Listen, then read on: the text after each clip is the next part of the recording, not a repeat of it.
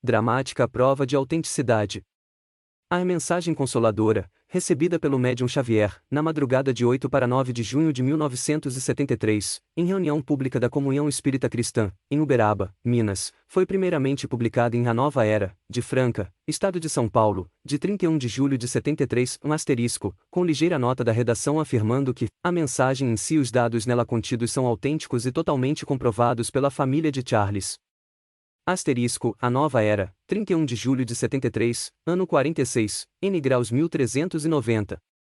O Sr. Murilo Matias de Faria, que titulou a página mediúnica, enriqueceu-a com dados substanciais que absolutamente não deixam margem a qualquer dúvida, em O Semeador, órgão da Federação Espírita do Estado de São Paulo, de agosto de 1973, dados estes que tomamos a liberdade de transcrever, na íntegra, eliminando apenas a disposição numérica no corpo da mensagem, por motivos óbvios. O Semeador, agosto de 1973, ano 30, N graus 355. Estudemos estas dramáticas explicações necessárias. 1. O desastre. Na madrugada de 14 de maio de 1972, às 4h30, houve um grande acidente na Via Anchieta, na altura do quilômetro 22,5 e o Volks placa BZ 8158 que Charles dirigia bateu em um ônibus. No acidente, veio o jovem a desencarnar. 2. A companheira estava com Charles no veículo sinistrado, uma acompanhante que, por motivos particulares e desconhecidos por todos, se evadiu no momento do acidente, permanecendo até o presente com a sua identidade ignorada, coisa que deixou a mãezinha de Charles muito constrangida. 3. O Dia das Mães. O dia da desencarnação de Charles era o Dia das Mães, 14 de maio, do ano passado. 4. O nome, Esmeralda Serboncini, obstetra, atualmente residente à Rua Guapeva 188, Água Rasa, São Paulo, mãe de Charles, quando estava em trabalho de parto para dar à luz a Charles, no Hospital da Escola Paulista de Medicina, pensando que fosse desencarnar, pois há 15 dias vinha sofrendo desesperadamente sem solução, desejou confessar-se e solicitou a presença de um padre. Acontece que naquele hospital havia um frei em tratamento do coração e foi este quem a atendeu em confissão e lhe disse que, antes de ele tornar a vê-la, ela já teria tido um belo garoto, e este frei, tão logo saiu da sala, teve uma paracardíaca, vindo a desencarnar. Como a presença daquele frei lhe fora tão confortadora e estimulante, encorajando-a e dando-lhe muita confiança e por motivo de ter o mesmo acertado no prognóstico do sexo da criança, de Esmeralda quis que ele a visitasse já que começava a estimá-lo. Protelaram esse encontro, e tanto ela insistiu que veio a saber do ocorrido. Isto marcou-lhe fundo no sentimento de mãe reconhecida e grata. Solicitou da madre Fontinelli o nome daquele bondoso Frei Vandenberg e se empenhou com o seu marido, Sr. Reinaldo Serboncini, a darem à criança o nome daquele que lhe fez a última confissão e que desencarnava enquanto seu filho nascia.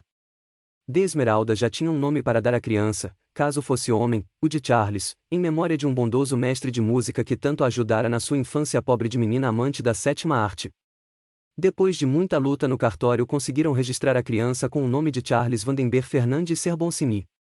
Quando Charles, já no grupo, quis saber o porquê desse Vandenberg no seu nome, a mãe, para não entrar em tais detalhes que talvez ele não fosse compreender, disse-lhe ser o nome do vovô. Mas, quando Charles, já no ginásio, verificou que os seus avós não tinham esse nome, soube de toda a verdade e corroborou o já aceito, vovô Vandenberg. Somente seus pais e ele, Charles, sabiam deste pormenor, mais ninguém. 5. Fernandes, nome da família da mãe de Charles. Pai de Esmeralda. 6. O curso. Charles desencarnou com 22 anos e 28 dias. Era um jovem dinâmico, estudioso, formado em música pelo Conservatório Santa Cecília e desejava formar-se em medicina. 7. A viagem trágica. Toda a família descera para Santos no dia 13 de maio de 1972, e Charles ficou em São Paulo estudando, pois iria para lá no domingo logo de manhã.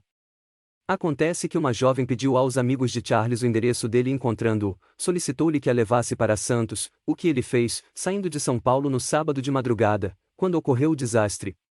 8. Experiência. Daqueles que sofreram e sentem a partida de um ente querido e daqueles que também desencarnaram naquele acidente, pois vários veículos foram envolvidos e muitos sucumbiram. 9. Valéria Serboncini, irmã de Charles, com 13 anos de idade.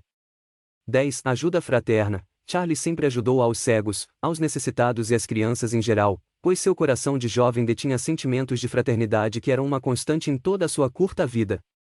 Fazia muito mais do que aquilo que a sua própria família sabia, em esforços pessoais no sentido de ajudar a minorar os sofrimentos de seus semelhantes. 11. Buquê de flores. Charles havia encomendado à floricultura, na sexta-feira, um lindo ramalhete de flores para sua adorada mãezinha, e quando ele desceu para Santos, naquela madrugada, não esquecera de levá-lo para ela, e este mesmo buquê serviu para ele mesmo, conforme diz a mensagem.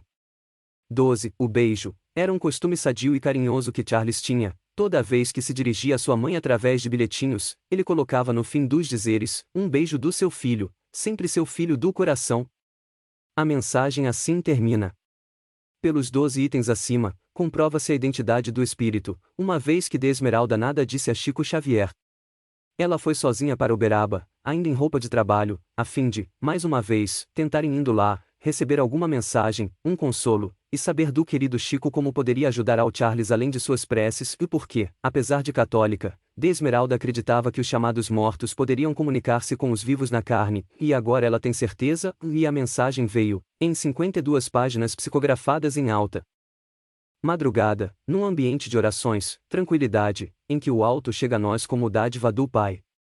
Quero, ainda, comentar a narração de um detalhe importante de toda esta linda história que fez de Esmeralda acreditar e ter esperanças na pessoa e na mediunidade cristalina do médium de Uberaba, o humilde Chico.